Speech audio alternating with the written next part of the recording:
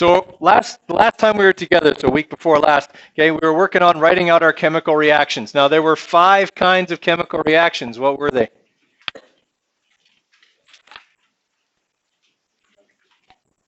Simple decomposition was one. What else? Single and double replacement reactions. Synthesis reactions.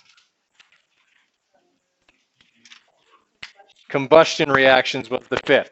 Okay, now in looking at all of those reactions, what we should notice is that they all start differently. That is, the pattern of reactants for each type of reaction is different. All right, so what I mean by that is this.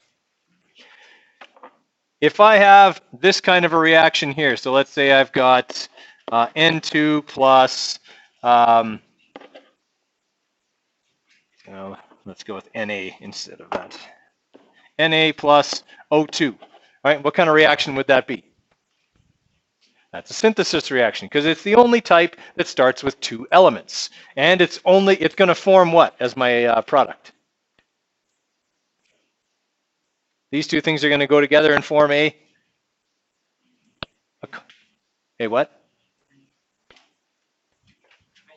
An ionic compound, right. Okay, so they're going to form a single ionic compound. Okay, that's going to be like this, and then I double check and make sure, okay, this is a -2, this is a +1. I do my drops and swaps. Okay, I've just predicted the products of that reaction. Right, because there's only one way that that reaction can go.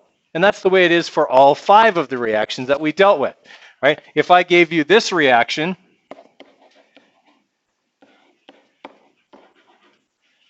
okay, what kind of reaction would that be? It's a decomposition reaction. It's the only kind of reaction that has only one reactant. And in that kind of reaction, the compound breaks up. All right, so I would have to look here and go, okay, so magnesium ends up by itself. That's great. Is chlorine a special element? Yes, comes as a 2. All right, so now it looks like everything is balanced. So we're good. I forgot to balance that one. So, okay, so now we've got it all balanced. Actually, that's not right either. How should this one balance? Let's have a look at that one. What should I balance first? I just balanced sodium and that didn't work. So what should I balance first?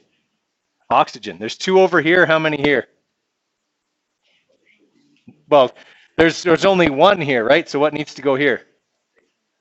A big fat 2, right? Okay, and then 2 times 2 is how many? 4. So I need a 4 here. All right, so that's remembering our balancing there. All right, what if I gave you this reaction? What if I said,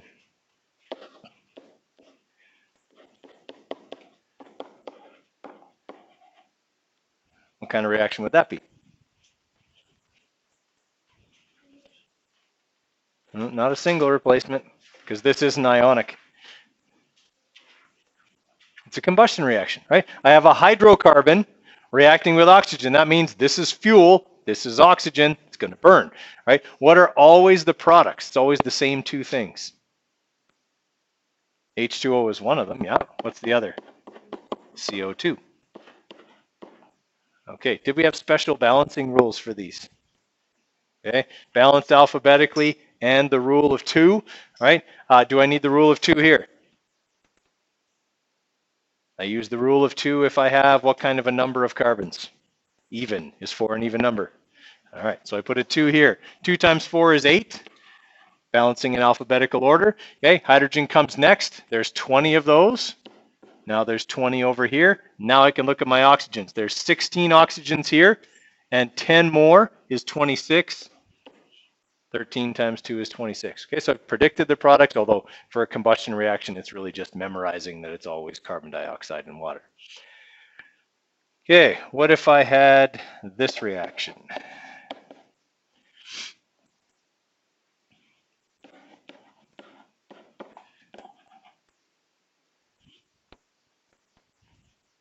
It's a single replacement reaction, right? I have an element reacting with an ionic compound. Now, this one requires a little bit more thinking.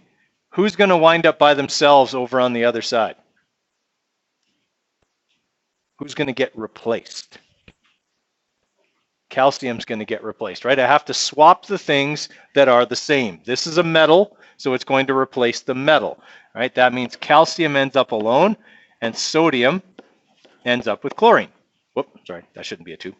All right, now I've got a drop and swap. This is a -1, this is a +1, so that compound works. Is calcium special?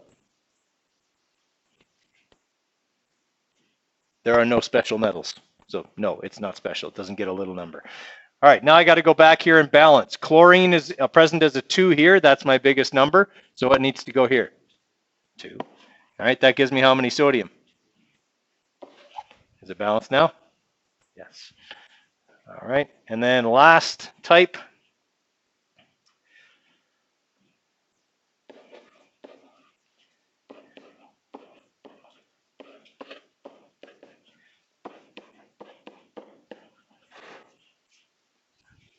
All right, what kind of reaction would that be? Double replacement. They're both ionic compounds. In a double replacement reaction, what do I do with the metals? Just switch them, right? That means they're going to replace each other, and I'll end up with 2 new ionic compounds. So I'll end up with potassium nitrate and lead with iodine. Now, on this side, what charge did lead have? Because lead has more than one charge. 2. All right, so over here, it's a 2+. This is a 1-, so I'm going to need PbI2. Okay, nitrate's a -1, potassium's a +1, so that compound is okay the way I wrote it. Now I have to balance everything. There's 2 nitrates over here, but there's how many here? 1. Okay, nitrate is NO3. There's 2 of them here. That's what the brackets are for. Okay, I can't have 0. If I had 0 of something, would I bother writing it? No. Okay. So I've got 1 over here. I'm going to put a 2 there. That gives me 2 potassium. So I got to go back over here and make sure I've got 2 potassium, which now gives me how many iodine? 2. Are there 2 over there? Okay. 1 lead. 1 lead. Looks good. Okay. That's what we're going to be working on today. Is here are the reactants. What will the products be? And the first step in recognizing what the products will be is identifying what kind of reaction is going on. Once we know that, we know what pattern to follow to figure out what our products will be. All right, so we got to understand that first off, for balancing purposes, when we predict the product of a reaction, we have to make sure we have all the same elements on the other side. Okay, if I started out with copper and nitrogen and oxygen and calcium, I can't suddenly have lead on the other side. Okay, I can't just magically make something else. I got to obey Dalton's atomic theory. Okay, we got to use coefficients to balance reactions. You guys already know how to do that. Okay, and understand obviously matter can't be created or destroyed. That's what we mean by just suddenly making something new. All right, so if we're looking at balancing, okay, the reason we balance reactions is to obey the law of conservation of mass. I have to have the same number of atoms on one side of the equation as I have on the other. Otherwise, I've either created matter or I've destroyed matter, and I'm not God, so I can't do that. Okay? Everybody follow me on that? Okay. All right, so on this side of this reaction here, how many hydrogens do I have? 4, right? I have 2 times 2 is 4. Do I have 4 over here? Yeah. Okay, how many oxygen atoms over here? 2. How many over here? 2. All right, so this one's balanced, okay, and we've done a good job of making sure. All right, in which one of these 3 on the bottom is mass being conserved properly? B, C, or D? So it's like the top one is the reactants. Which one shows the products correctly?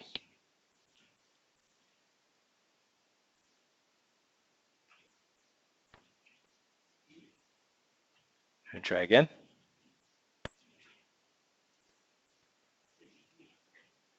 Okay, well, how many red atoms up here? 2, 4, 6, 8, 10. All right, so there's 2, 4, 6, 8, 10. It could be that one. 2, 4, 6, 8, 10. So it's obviously not C because there aren't 10 red atoms in C. Everybody with me there? All right, so I can eliminate that one. It's definitely not C. Okay, and for yellow atoms, there's 1, 2, 3, 4, 5, 6, 7, 8. Okay, there's only 5 here, so it can't be that one. It's got to be D. Okay, that's what a reaction has to show. It's got to show all of the reactants still conserved in the products. All right, so that's law of conservation of mass. You should definitely know this law. Okay, that always comes up, okay, on unit exams and things like that.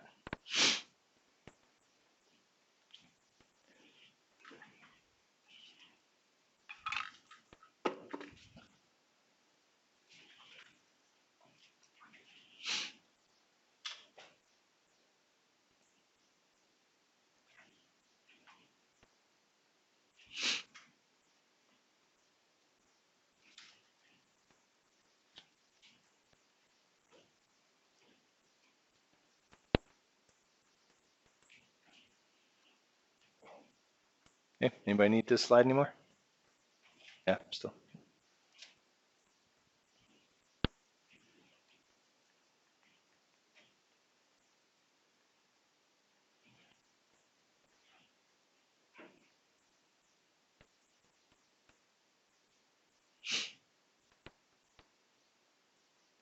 Okay, so as we were saying before, the reason, or this is the reason, the law of conservation of mass is the reason why we make sure we balance the chemical reaction, okay, when we're writing it. So if we want to balance the chemical reactions, the steps we follow, and we know this already, okay, write the chemical formula for all the stuff in the reaction. Obviously, you have to have a reaction before you can balance it. Okay, balance the atom or ion present in the greatest number, and we've said that lots and lots of times. We start with the greatest number unless it's what kind of reaction? But kind of reaction has its own rules, except for combustion, right? So if we have a combustion reaction, then we do it alphabetically, right? Step 3, kind of you're going back and forth, balancing one thing and then checking to see if what it's attached to is still balanced. So you're going back and forth, reactants, products, reactants, products. Okay, and then lastly, you should always double check. Sometimes your last thing, you think you've got everything balanced, but the last thing you wrote threw something off. It's always a good idea to go back and double check and make sure that your reaction is still balanced after you write the last number. Okay, so example here, if I've got copper reacting with silver nitrate, that's going to produce silver and copper 2 nitrate. Okay, copper 2 because copper 2 is the most common form of copper. All right, if it doesn't tell me, then that's what I have to go with. How do I know which one is most common on my periodic table? Copper's got 2 charges listed beside it. How do I know which one to use if they don't tell me? Whichever one is listed first. Okay, so 2 is listed first. 2 is the most common charge. All right, so if I'm looking at this equation here, nitrate is present in the largest number. There's a 2 beside it on this side. It's the only thing that has a number subscript beside it. So if there's 2 on this side, I got to go back over here and make sure I've got 2 nitrates on the reactant side. So what should I put in front of silver?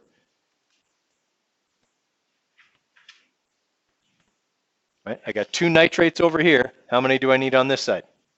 2. So I'm going to put a 2 here. Right, that gives me now 2 silver. So what needs to go here? A 2. All right, then I got to check my copper. There's 1 copper here and 1 copper there, so we're good. Okay, so we're going back and forth, balancing 1 atom or ion at a time. Okay, and thing to remember here, and we did it in this example, polyatomic ions are balanced as a single unit, not as individual atoms, right? So I had copper nitrate. Okay, I didn't balance the nitrogens and then the oxygens. I didn't do it that way. I balanced nitrate as a whole, okay, because it didn't split up. It was the same on both sides, right? So I made sure that I balanced it as 1 unit. All right, this is all stuff that we've already done. It's just kind of quick review, okay, before I move on to predicting products. Okay, I want you guys to see if you can predict the products for 1 and 2. So I'm going to want the reaction products predicted and balanced. Okay, so predict the products, balance the reactions for 1 and 2.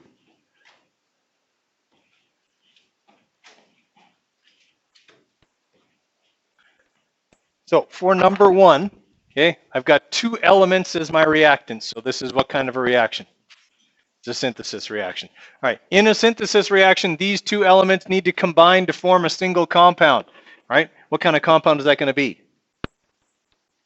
Ionic, because one's a metal and one's a nonmetal. All right, so I'm going to write the metal first because that's how we write ionic compounds, and then the nonmetal second. Whenever I produce an ionic compound, I have to check and make sure that it's dropped and swapped correctly. All right, oxygen's a -2, okay, calcium is a +2, so yes, that is dropped and swapped correctly as CaO.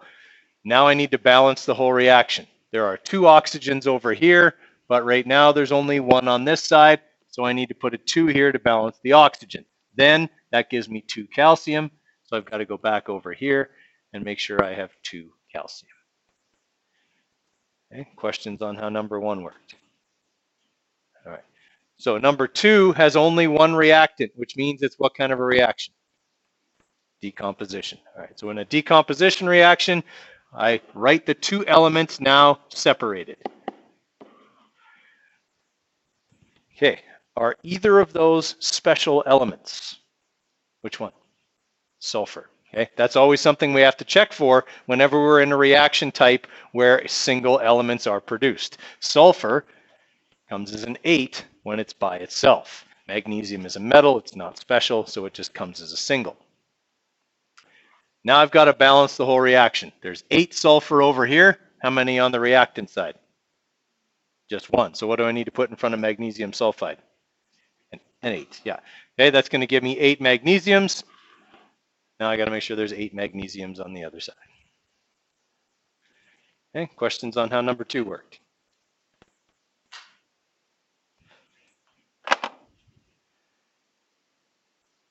Okay, try 3 and 4.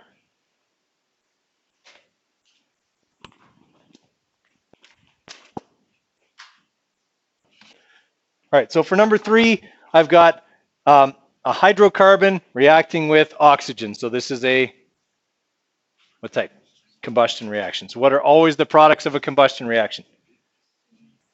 CO2 and water, right? Okay, that's just something we got to remember. And it's not really a prediction, it's more of a memorization that these are always the products of a combustion reaction. Do I need the rule of 2 on this reaction? No, I have an odd number of carbons. All right, there's 3 carbons on this side, so I'm going to put a 3 over here. There are 8 hydrogens, so 4 times 2 is 8 hydrogens, and now I can balance the oxygens. 3 times 2 is 6, plus another 4 is 10, so I need a 5 here. 5 times 2 is 10. All right, how many people have done number 4? I'm going to give you a couple more minutes on number 4. If you're done 4, there aren't any more. There's only 4.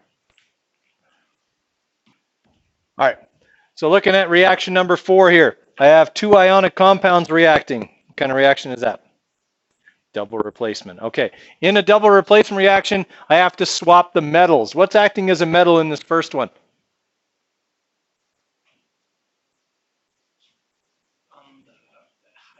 Right, hydrogen's acting as a metal. Anytime hydrogen is listed first, then it's an ionic compound and hydrogen is the metal. Okay, in reaction number 3 here, hydrogen was listed second, so it was behaving as a nonmetal. Right, in this case, it's behaving as a metal. All right, I'm going to swap the metals, and that will give me my 2 new compounds. So that'll be sodium chloride and hydrogen hydroxide, HOH. So the question came up while you guys were working on it. Should I write it as H2O or H2H? Or sorry, HOH. And the answer to that is it depends. In this case, you should write it as HOH because it's easier to track where the 2 parts of it came from for balancing purposes. Okay, up here in the combustion reaction, it's easier to write it as H2O to track where everything came from. We know this oxygen came from here, and we know the hydrogens came from over here, right? So in a combustion reaction, you generally write it as H2O. In a replacement reaction, generally you write it as HOH. It's easier to track where the parts come from. Question? So you wrote it like this, HOH plus it. No, that makes no difference. Okay, what makes a difference is if you have the metal and non-metal switch, then it's a difference. Okay, so no, it doesn't make any difference which one you write first. All right, now I've got to balance the whole reaction. Done. All right, there were no little subscript numbers, so everything's a 1. Okay, everything's already balanced. Questions on those? All right, so predicting is kind of the next thing we're going to be spending some time working on here. All right, I handed this out to you a few minutes ago. It's just a flow chart to help you on the first, second day of doing prediction. After that, you shouldn't be using it anymore, right? Just to kind of help you get the hang of how to balance these reactions. So for all of our reactions, the first thing we want to do is write out the reactants, because sometimes you're going to get these reactions in word form.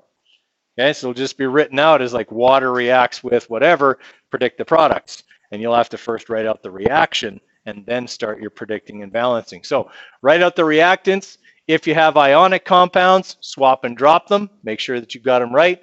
Check for any special molecular elements like oxygen or chlorine or whatever. Okay, because if you don't get those right, you're not going to be able to balance it.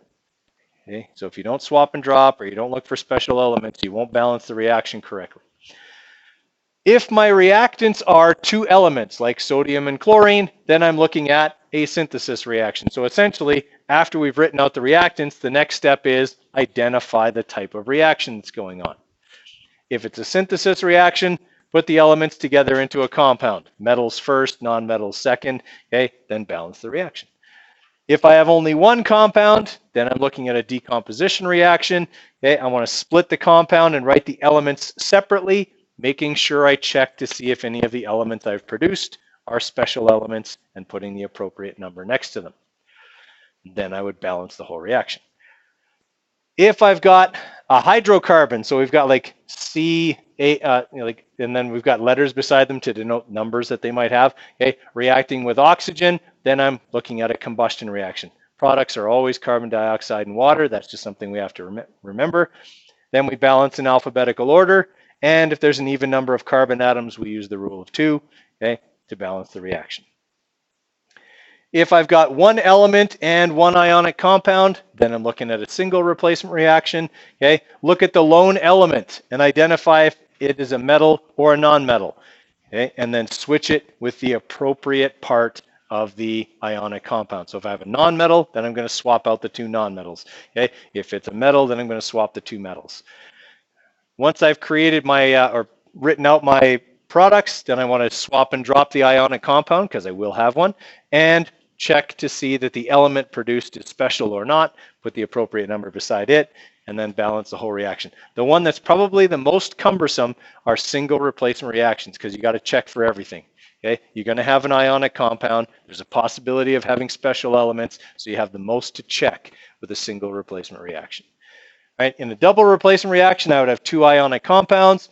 I would just swap the metals to make two new ionic compounds, and then swap and drop my two new compounds, and then balance the reaction. Okay, so that's kind of the flow chart we want to follow, but hopefully we're not using this for too long. I don't want it to become a crutch that you are dependent on. Okay, it's just for the first couple days to kind of get the hang of what steps to follow. Questions on the flow chart? All right, I want you guys to try 5, 6, and 7 here. So number 5, we've got two elements reacting, so it's what kind of reaction? It's a synthesis reaction. So I've got to produce here, I've got a metal and a non-metal, so I'm going to produce an ionic compound. Okay.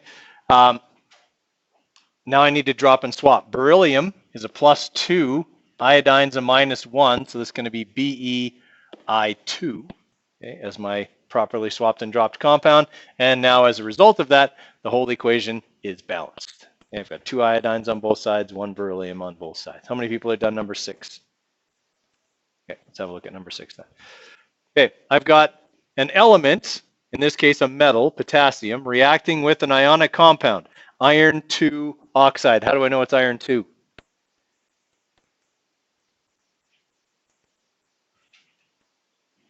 Okay, because oxygen's a -2. Okay, this is a -2, so this has to be a +2. That's the only way I could end up with this. All right, that's going to be important when I go on the other side. Actually, it won't be important on the other side because what's iron going to do? It's going to end up by itself. Right. Okay. All right. And that means then that potassium is going to end up with oxygen. Oxygen's a -2. Potassium's a +1. I'm going to write K2O, properly swapped and dropped. All right. Now I've got my compounds. Iron's not special, so it doesn't come as a 2 or a 4 or whatever. Okay. Now I just have to balance the reaction. On this side, I have 2 potassium. So I'm going to go back over here and make sure I've got 2 potassium, and that should be all I have to do. How many people have done 7? Okay, let's look at that one too then. All right, I've got copper 2 sulfate. Okay, and it's important for me to know in this one that copper is a 2+ because it's going to be in a compound with something else on the other side. All right, so I'm going to write here just so I remember that that's the 2+ copper, right? Because this was a -2. All right, and then I've got magnesium chloride. So they're both ionic, and I'm going to do what with the metals? Switch them. All right, so that means magnesium will end up with sulfate, and copper will end up with chlorine. Right? We said on the other side that copper's a 2+, chlorine's a -1. So this will be CuCl2, and sulfate's a -2, magnesium's a +2. So that compound is okay the way that I've written it. Is the reaction balanced? Yeah, there's 1 sulfate on each side, there's 2 chlorines on each side, there's 1 magnesium, there's 1 copper on both sides. So it's already balanced. Okay. Okay, we did number 8 right at the start of class on the first slide there. It was one of the ones I wrote down as an example. It is a combustion reaction because I've got a hydrocarbon, C4H10, reacting with oxygen. Okay, so what are always my products of a combustion reaction? Water and CO2. Right, so CO2 and water. All right, do I need to apply the rule of 2 here? Yes, I have an even number of carbons. So I'll start with a 2. 2 times 4 is 8. Now I've got 8 carbons. 2 times 10 is 20. 10 times 2 is 20 hydrogens. And I've got 8 times 2 is 16 oxygens here, plus 10 more is 26. 13 times 2 is 26. How many people have done number 9? Okay, let's have a look at 9. We've only got 1 reactant, so what kind of reaction is it?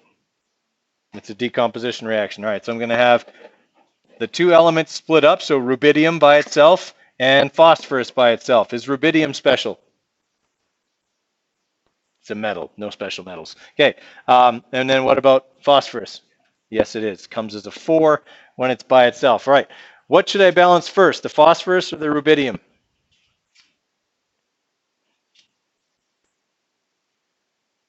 Our balancing rules were balance the biggest number first, right?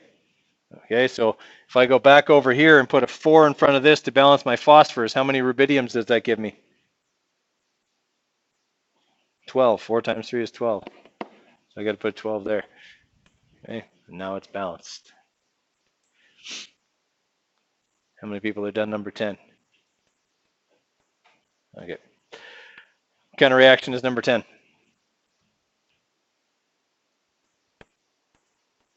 It's a double replacement, right? They're both ionic compounds. They got lead 4 chloride and cobalt 2 phosphate.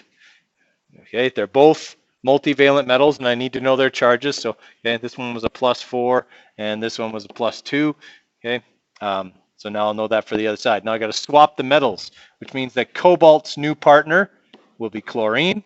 Okay, and as I said before, it was a 2+, and lead's new partner is going to be phosphate. All right, now I've got to do all my drops and swaps. Sorry, and lead was a +4 over here. So phosphate's a -3 and lead's a +4. So I'm going to bring the 3 down here. And what am I going to have to put around the phosphate? I can't just put another 4 here, can I? I need brackets. All right, and then I've got to do this one here as well. All right, so we're going to have a 2 here and a 1 there. All right, so now I've got everything dropped and swapped. I always drop and swap before I balance the reaction because otherwise it's just going to be a mess. What should I balance first?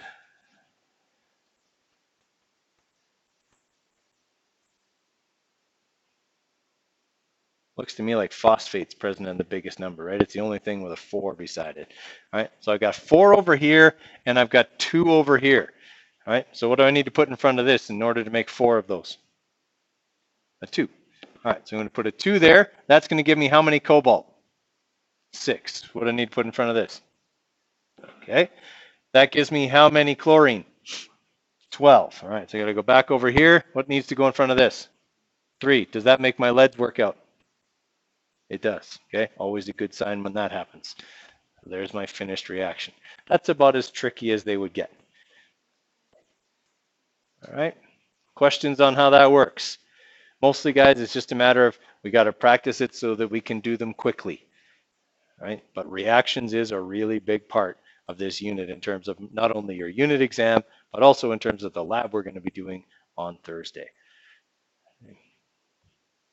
All right, in your digital workbook, okay, is this stuff. So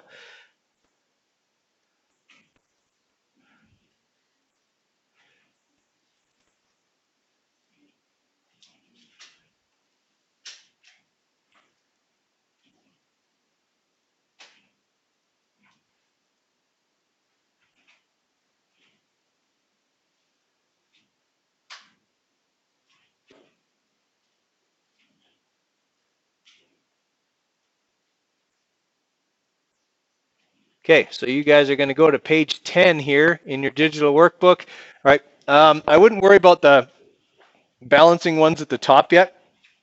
I would be looking mostly at these ones here, which are predicting the reactions. Now, I want to walk through a couple of these because these ones are given to you in words, which adds an extra step. Okay. So if I'm looking at question number 1 here, it says, write the following reactions, predict the products, balance any that require it. And then it says potassium is added to water. All right, so I've got to write my reactants first. What's the symbol for potassium? K. All right, so potassium is added to water. And we said in a replacement reaction, we should write water as HOH. So that's what I'm doing. So spoiler alert, this is a single replacement reaction. I've got an element reacting with, well, water is not usually an ionic compound, but I've written it that way. Okay. Now, hydrogen's acting as the metal, and this is a metal, so they're going to swap. That means that hydrogen will end up by itself, potassium will end up with hydroxide. Okay. Now I have to balance. What should I balance first? Doesn't make any difference what I balance first because it's already balanced.